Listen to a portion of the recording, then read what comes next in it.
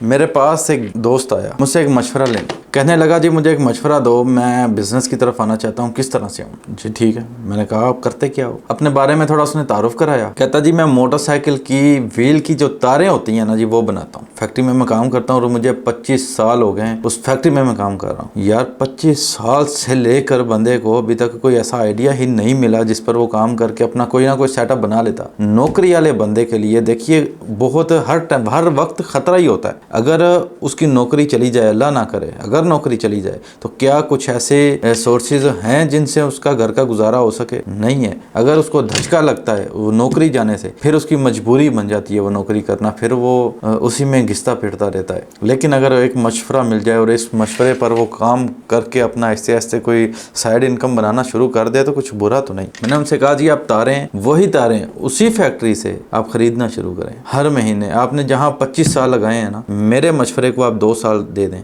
आप इंशाल्लाह बेहतर लेवल पर चले जाएंगे। आप वहाँ से तारें खरीदें, हर महीने देखें आपको तनख्वाह आ रही है, आप अपने घर का गुजारा करें, कोई मसला नहीं। 5-10 हज़ार रुपया लगा कर तारें खरीद लें। उस महीने में जो है वो 10 हज़ार की आप सप्लाई कर लें दुकानों पर। जुम्मे के दिन आपकी छुट्टी होती है वो सप्लाई करें। वैसे भी 5-6 बजे के बाद छुट्टी होती है।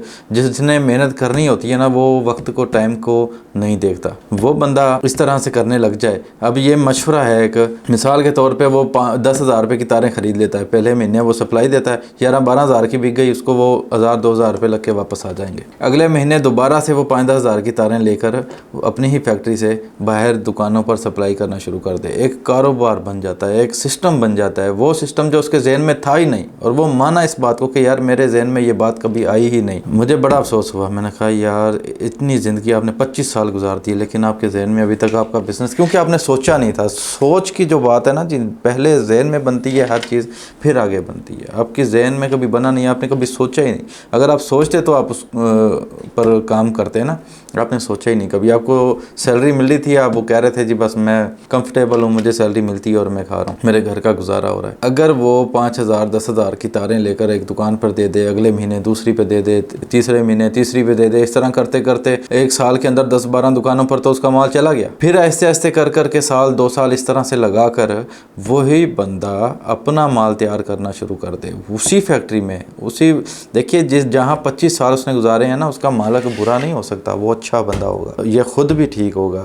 जब बंदे सही हो ना तो फिर वो इतना वक्त गुजरता है, वैसे इतना वक्त नहीं गुजरता। ये अपना माल तैयार करके अगर ये सप्लाई करना शुरू कर दे, देखिए इससे रनिंग चलती है। जब हम बंदों को नाल जोड़ते हैं ना, अपने साथ लगाते हैं ना, तो फिर बिजनेस बढ़ता है, काम बढ़ता है। अकेले करने से आप कितना कर लेंगे? इन 2 हाथों से कितना कर सकते हो आप? कभी भी नहीं इतना होता। जब बंदे ज़्यादा मिलते हैं, लोग ज़्यादा जुड़ते हैं साथ, फिर वो काम बढ़ता है। उसको ही बिज़नेस कहते हैं, जो आपके बगैर हो सके। अगर वो सप्लाई देता है, सारी दुकानों पे सप्लाई देता है, अगर वो 2-4 दिन या हफ्ता फैक्ट्री ना भी जाए ना, तो उसकी दिहाड़ी रुकेगी नहीं, क्योंकि जो उसने माल दिया हुआ है उसकी तो उसको पैसे उसके तो आने ही आने। आइडिया को कैच कर लें। अगर आपके भी जहन में कुछ ऐसे काम जो आप करना चाहते हैं लेकिन आपके रास्ते में कोई मुश्किलात हैं, आप कमेंट कीजिए, इंशाल्लाह आपको भी बेहतर गाइड किया जाएगा। मिलते हैं नेक्स्ट वीडियो में, तब तक के लिए दीजिए इजाज़त। अल्लाह हाफिज़।